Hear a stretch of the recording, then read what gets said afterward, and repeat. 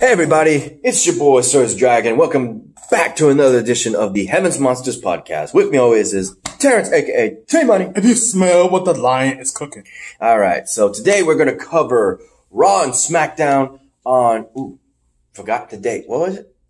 Raw, September 23rd. September 23rd. And the 24th of SmackDown Live. So let's go. It's supposedly the last SmackDown before they move, or... Well, SmackDown, they're moving. It's going to be on October 4th. On Friday. So they are moving next week. Mm-hmm. They're not going to air this Tuesday. But we're going to cover this last Tuesday. And we're going to be covering Friday from now on. Because SmackDown is going to be a celebration when they bring back the legends from the Attitude Era and Ruthless Aggression. Around the same time, next Monday is the season premiere of season 28. Because I just looked on my DVR as season 29. I mean 27. I continue over it. So here we go. We're going to do the review for Monday, for Raw and SmackDown this past week. During this week. Not past week. This week. Keep forgetting that. So here we go. The night starts off with Seth Rollins making some issues on Bray Wyatt, and ultimately Braun Strowman comes out to confront him because he's talking about Braun Strowman and having to deal with him last week, and their match being interrupted by Braun. Well, not interrupted. It would be this week that would happen. Oh, that's right. So he would actually have issues on how he lost both matches for his Raw tag team titles and his match against Seth Rollins, that he feels that it's in his right to get another title shot tonight. Seth Rollins is more than happy to accept his challenge for that night, but later we learned it would be a non-title match. So if Braun Strowman won, he would actually earn a title shot. We'll get to that later. Next up, we have the Viking Raiders versus the OCs of Carl Anderson and Luke Gallows. The Viking Raiders finally get some competition in a former rivalry from Japan Wrestling, and Ring of Honor would be the former members of the Bullet Club of Luke Gallows. But now they're both teams are in WWE by different names, in which case they know each other so well, but the Viking Raiders still, technically, they haven't been defeated since coming to Raw. They've been disqualified. Mm-hmm. They've been counted out. Oh, not counted out. Thrown out the match, but never pinned or submitted by any of the teams. So right now, the Viking Raiders are still undefeated, and the OC did not like it, so they jumped them. But by the looks of it, the Viking Raiders still remain on top. Next up, we have a match with Rusev. His debut match, return match was with, Mike Kanellis. He actually had a match with him. So Mike Kanellis fought twice that night against Ricochet and Rusev. Ain't that so? Mm-hmm. He got paid 2 checks though. Mm-hmm. You get paid per match and by showing up for promos. That's how wrestling works. Next up, with the fact that back in the day, it didn't also work like that. No, but nowadays it does. I guess if you're some wrestlers, but some wrestlers don't get it, some wrestlers do. Yeah, the person Rusev would fight that night on Monday Night Raw would be none other than the person who's been on the bench and sit in the back would be EC3. But sadly, Rusev's momentum is on major hype while EC3 is barely looking to get a push. EC3 doesn't do so well. Even though you know damn well he could do better because of the heel. When he's a heel, taking out EC3 is hard. He's got bronze and brains. He knows how to win using dirty-handed tactics. Oh, I guess I'll mention that when we're shifting from Raw to SmackDown. So I'll mention that. I just thought of that. Okay. Next we have Sasha Banks versus one half of the tag team champions, women's champions, is Nikki Cross. Ultimately, in this match, Nikki Cross had the momentum going for her throughout the entire match, but it would be a sleight of hand, I guess, from Bayley, who distracted her and ended up getting Sasha Banks the momentum she needed to beat Nikki Cross. Also, I want to apologize on behalf of the fact that last week I actually said I thought it was on Monday night. I thought it was an actual title match. It was not. Sasha Banks and Bayley are not your new women's WWE Women's Champions. I thought they were. I thought the title was on the line. No, it's a non-title. Yeah, right. But now they should be in the after that win. They should be in qualifying for a women's tag team title shot. But here's the thing.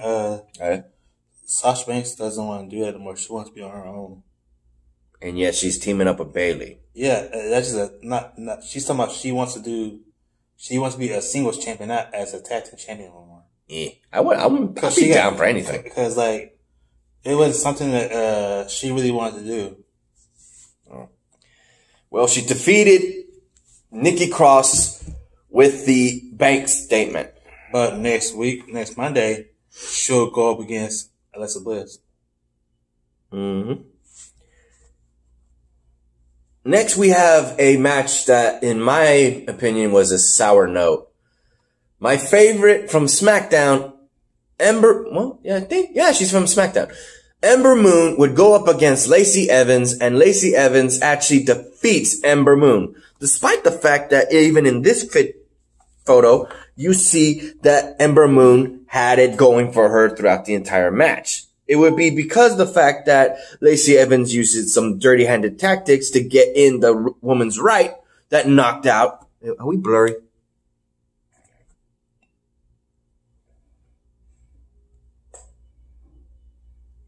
There it goes. Yeah, but you know what they is doing? We got the win. They're not hyped up about Ember Moon no more. Yeah, she's more hyped up on SmackDown than she is on Raw. No, I'm talking about he's not hyped up on. They're just hyping up on Sasha Banks, Alexa Bliss, and Bayley and Charlotte and Becky Lynch. Ah, that's right. I just saw this when I was scrolling down. For a second week in a row, once she hit the woman's right, she then proceeds to actually put the submission hold of Natalya and her family heart legacy, the sharpshooter, and ultimately got the win on Ember Moon.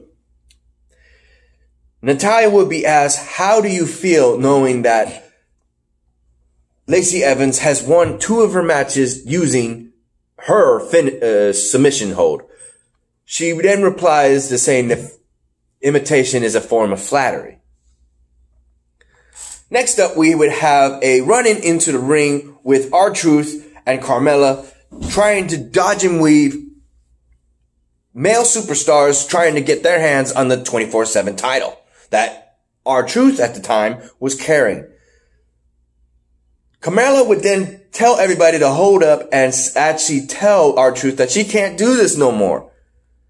That she can't help him because of the fact that the 24/7 title is such a hindrance. But then proceeds to hug him and then pin him, becoming a 24/7 title champion holder herself. And R-Truth, who should be mad, is actually like surprised, and he's like, okay, I see what you did. Cause it makes sense. The whole time she's been, how many times has R-Truth been? 19. 19? 19. You serious? Yeah. You serious? Positive. He passed Ric Flair's. Well, not as world champion, but title holding on one title. That doesn't count, though. The title holder doesn't count. Yeah, but everybody's been saying it. Oh, he's gonna reach Ric Flair's. He's gonna Ric Flair's. But if Trish told you and Miss Man told you, they'll tell you it doesn't. Yeah, but people can dream and they can say whatever they want. Yeah. You know it's not true. Yep. Oh man, can you imagine him doing that with the world title though? Yeah, but man, Ric Flair would have a field day. Here's the thing that they said. Yeah, they're not letting the only thing you go up to is 16. 19? No, 19. Well, that it was originally 19, but when Triple H was doing it, our truth is 19 time. Yeah, I'm talking about world title wise. You can't do that with the world title. Go to 19 because it was originally Triple H supposed to do that, but they said no, we ain't gonna do that. So that's why. And John Cena matched Ric Flair. Yeah, tight. Yeah, they both tight. So you only go. And John Cena is not going to wrestle no more, so he can't break that record. Although he could. If they allow it. But they said that you can only go up to 16. In which case, Carmella, in case in point, couldn't do it because she never once had the title in all those times she helped R-Truth. So now that she has it, it's a different story. Now R-Truth is showing love for her for all the time that she was in his corner and always had his back. So now he's paying back to her. He's like, okay, I'm going to help you out now. So all the men are looking at Carmella like, what the heck?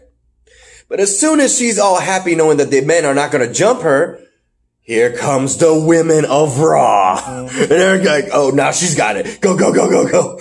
We got people like the Iconics, Billy Kay and Peyton Royce. We have one member of the Riot Squad, Logan. Sarah Logan. Yeah. We have Tamina even, and what was that blonde with the muscles again? Dana Brooke. Dana Brooke. All 5 of those women were chasing her. And we'll come to that when they come to SmackDown.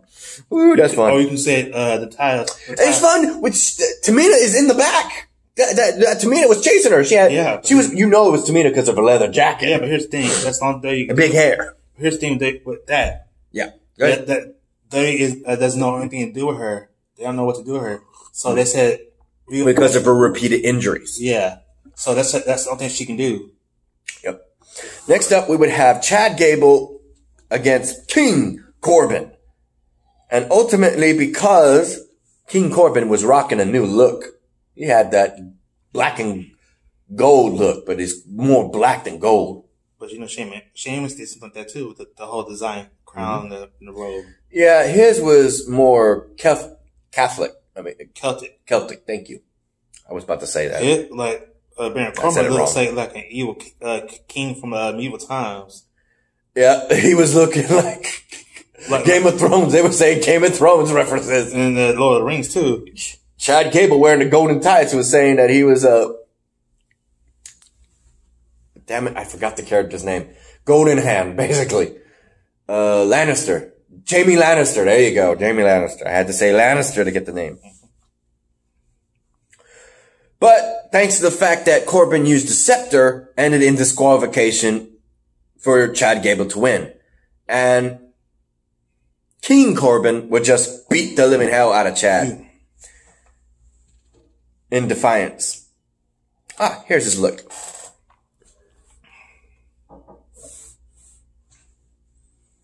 I'm trying to make sure. Yeah, it looks pretty good. It looks like something out of Legend of Zelda video game. Look at Ganondorf. Look, picture him wearing that kind of crown. The crown and the crown. Nope. The reason one I've seen, he's wearing more armor. But I'm talking about if they made a crown like that on the game, it'll look like that. No, this was clearly Game of Thrones design.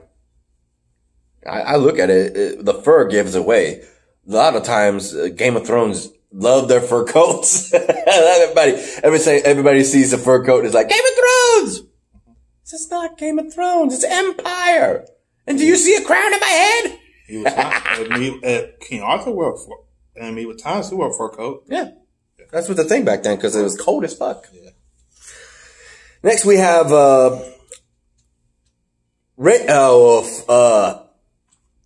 while Seth Rollins is having to deal with the Fiend Bray Wyatt at Hell in a Cell this coming October 6th, and having to deal with Bray Wyatt in a non-title match that night, another match would determine his opponent in the first episode premiere of season 28 for Monday Night Raw next week.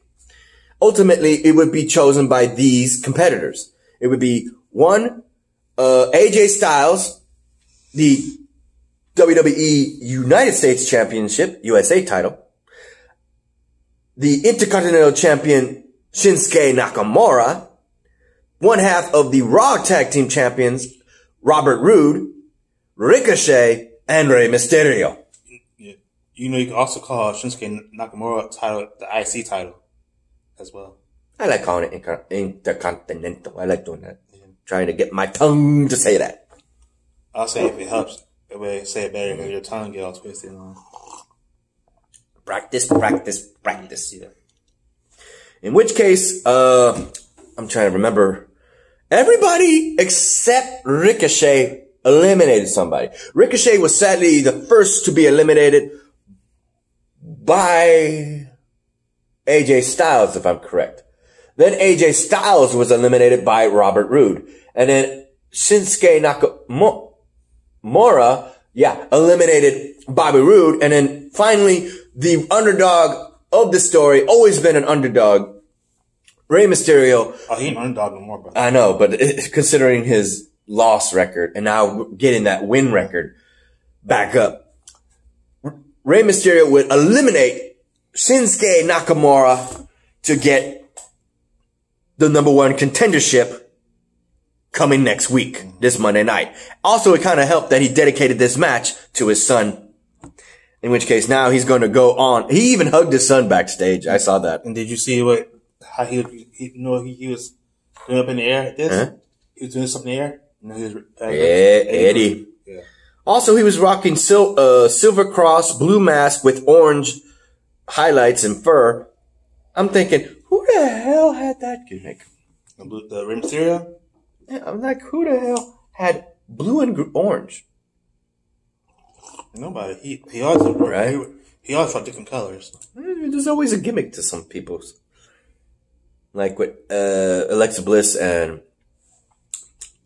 Seth Rollins and Johnny Gargano. They're always wearing something that's a reference to another. Because it ain't the first time he's done that. He did that. And, well, you didn't watch WCW back then. But he did that in WCW. Blue and orange. Lastly, we would have the match between Seth Rollins and Braun Strowman. Dude, that match was long. They took up majority of the airtime.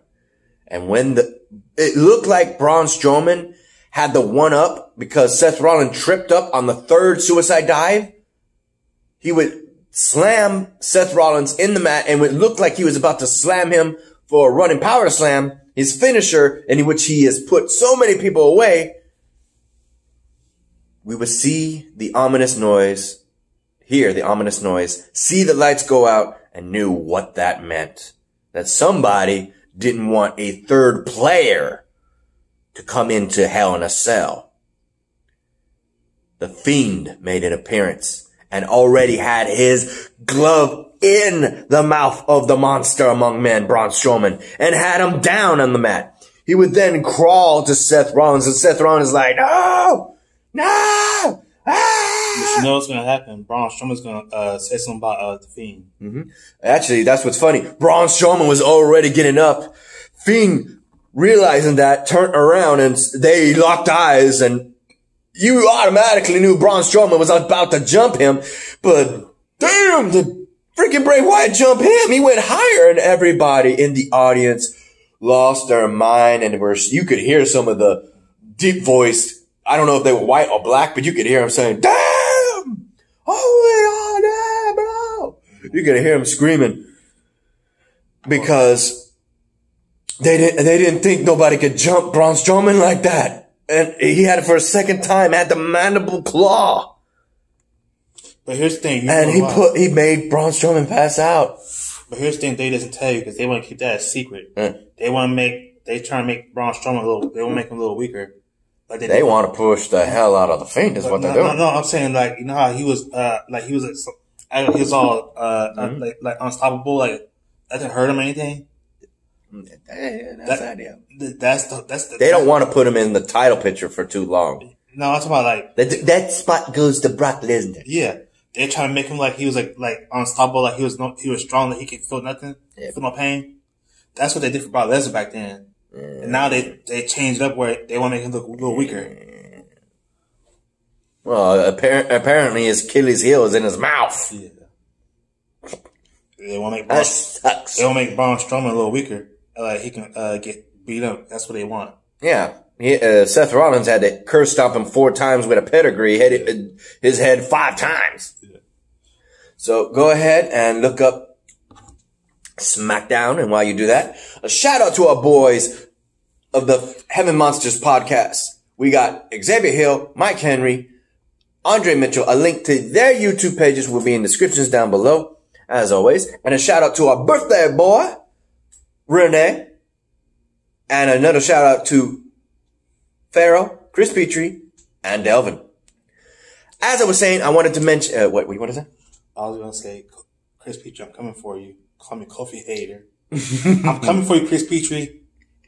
Call me Kofi Hater. Huh? You and Xavier are coming for him. Yes. I'm gonna be like, see you at Hell in a Cell. I'm not getting you. They are.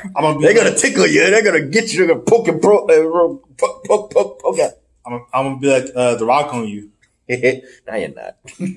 Well, anyway, which case, what I wanted to mention between is the fact that today on Friday I got some Google News info that I am shocked, because at the next Crown Jewel, they're saying in Saudi Arabia they're going to have a match that has not been seen in forever or never. I don't recall these two fighting at WrestleMania, so they're going to do this.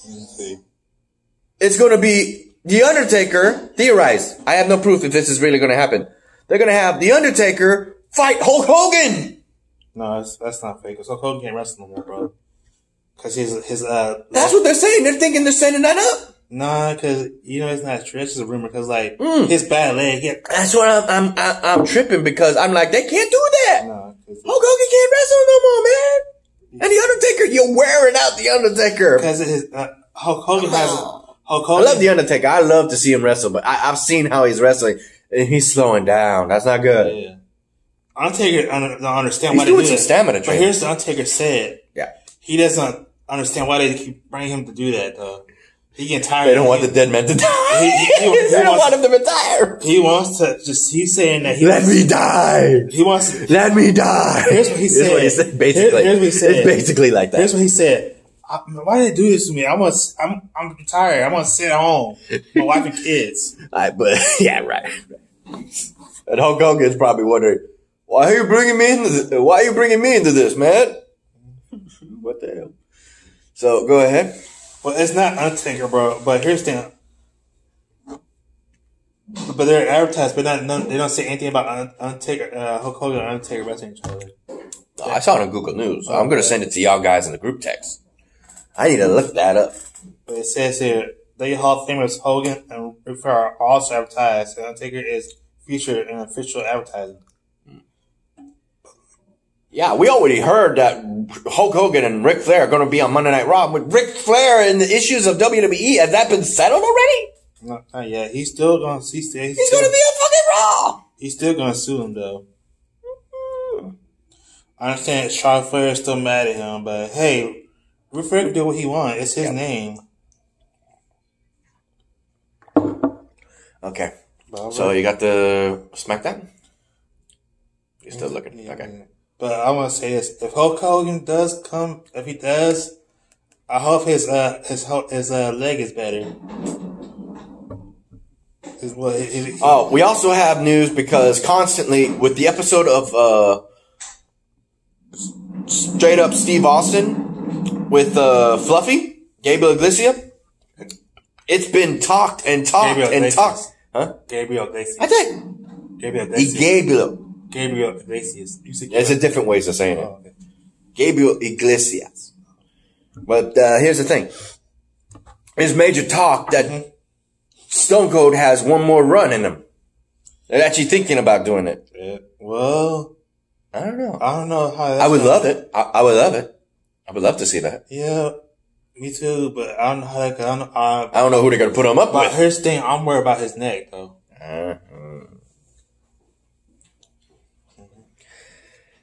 Next. She's on her way, so I'm gonna wait outside for her. All right. Have a good weekend. All right, same to you. Have a good weekend. Same to you.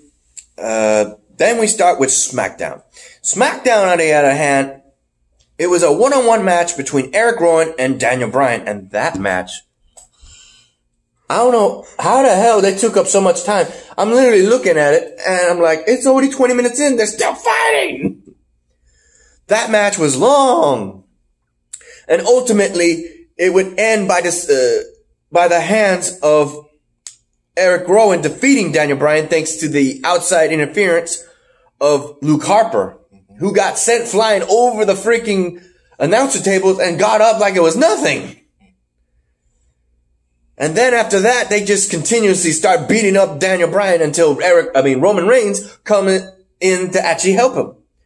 After a brutal fight all over the arena, taking out the table again, we would then have one microphone in the hands of Daniel Bryan issuing this.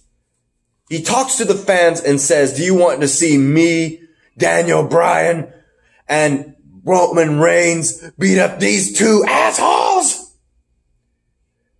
And the fans screamed loudly for that. So at WWE Hell in a Cell, we will have the Bludgeon Brothers reunion against Roman Reigns and Daniel Bryan. Thank you. I forgot because I was thinking about something else right now. Because I don't know if that's going to be a Hell in a Cell match. I don't think it is, but confirmed the match between Seth Rollins and the Fiend Bray Wyatt will be a Hell in a Cell match. And I'm going to cover this in just. Yeah, I thought it was going to be that too, and I just remembered it's not. So here we go. We got an interview with Kofi Kingston talking about how he feels he's going to deal with Brock Lesnar on the premiere episode of SmackDown on Fox Sports.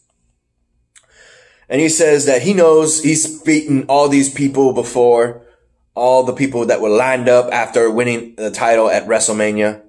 The Daniel Bryans, the AJ Styles, Randy Orton was recent, the Samoa Joes, the Kevin Owens. He's beaten them all. He's stepped up to the plate. He's even called out names and he's beaten them. But Brock Lesnar, he knows Brock Lesnar is going to be the hardest he's ever fought, and he's not going to back down. He's going to try his damnness to actually win. Because, Brock Lesnar is a powerhouse. Oh, he's the powerhouse. And there's no way, no guy like Kofi Kingston has ever gone against Brock Lesnar. Next, we have a match between Mike Kanellis and Chad Gable. Mike Kanellis making short jokes, ultimately making a match entitled for his wife, saying that even he can beat a short guy like him. Well, Chad Gable, who's an athletic shorty, ends up whooping his ass and making him tap out real quick. We then have oh, I thought it was King Corbin. Nope. It was Elias making short jokes and saying that a song from somebody saying that short people shouldn't even live. I'm like, what lyric was that song from? I don't remember that. So now Elias is going to be picking a fight with Chad Gable. Let's hope Chad Gable gets a push he needs to get a title. Not world title, maybe, but a Intercontinental or a United States, depending on where one of those two titles ends up after this draft coming very soon. Next, we have Sasha Banks and Bayley going up against Charlotte Flair and the new 24/7 champion Carmella. Ultimately, R-Truth in the back is keeping an eye out for anybody and playing stupid, saying, I don't know anybody named Carmella. I know a girl named Charmella, but not Carmella. And he's like, cool, it's cool. Because knowing that Charlotte Flair does not find the 24/7 title.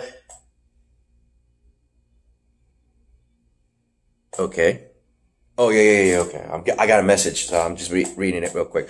All right, so with that said, it would be Charlotte who didn't want anything to do with the 24/7 championship. So she just wanted to know if she has her back in this match. And she said she does. And said she's still friends with Bayley, that she believes that this is not her. Well, during the match, Bayley beat the living hell out of her outside the ring. And ultimately, because of that, Sasha Banks and Bayley defeated Charlotte Flair and Carmella. After that, R-Truth is pulling Carmella out of the ring over his shoulders in the fireman position and running like hell because here comes the women of SmackDown this time around. We would have the Kabuki Warriors of Asuka and Kairi Sane with her pirate themed telescope. She's running like this the whole damn time. Like, what the hell are you doing? We also have Fire and Desire of, and I will say it because I know you and Xavier, you want to sync it up with me? We have Fire and Desire with Sonya Deville and Mandy chasing her, and also one other woman. I'm trying to remember who it was. I think it was Ember Moon. Ember Moon was chasing her too. I think there was more actually. I think there was. There could have been a lot of them. So that's to be said.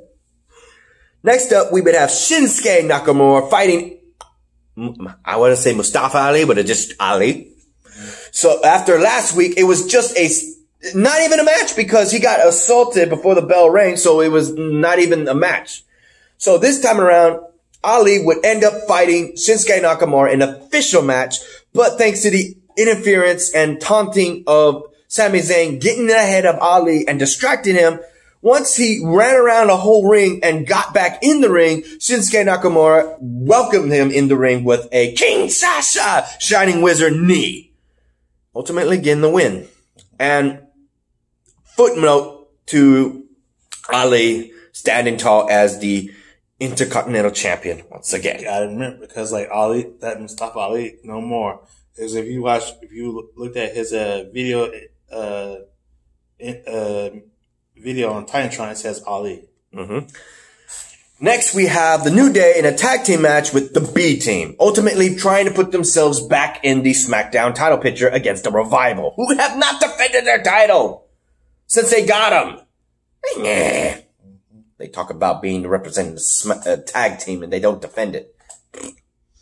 Well, thanks to the fact that the New Day ended up winning against the B Team, they're now put in the position of a future #1 contendership. Meaning they're not the #1 contenders yet. It's not official yet. So we'll have to wait and see who gets that shot, since everything is being shaken up with the draft. We then have the Kabuki Warriors fight up against Fire and Desire. Case in point, Sonya Deville and Mandy. See, I was looking at you. You weren't ready. I wait for you to say it. I was looking at you. You weren't looking like it. I was thinking in my head. I was tapping on you. I was thinking in my head, when he gonna say it? My hand is officially the cue for it. Mandy. I say it. Mandy. There you go. We gotta have some. Yeah, I got that grunt in my voice. Mandy. Oh, fun in a selfie with her. It was funny. She was like, "Good job, Otis. She was looking, good job." She was getting him that weird stare. What the heck are you doing? Tuck it. Got that tuck it. My man. Next, we would have the confrontation between Kevin Owens and Shane McMahon and his lawyers for WWE. Ultimately, things were told would happen, but one thing was ultimately settled. A match at Hell in a Cell where that contract that lawsuit would be hanging over the top in a ladder match. I thought it was going to be Hell in a Cell, but it's not. That's just a quick sum up.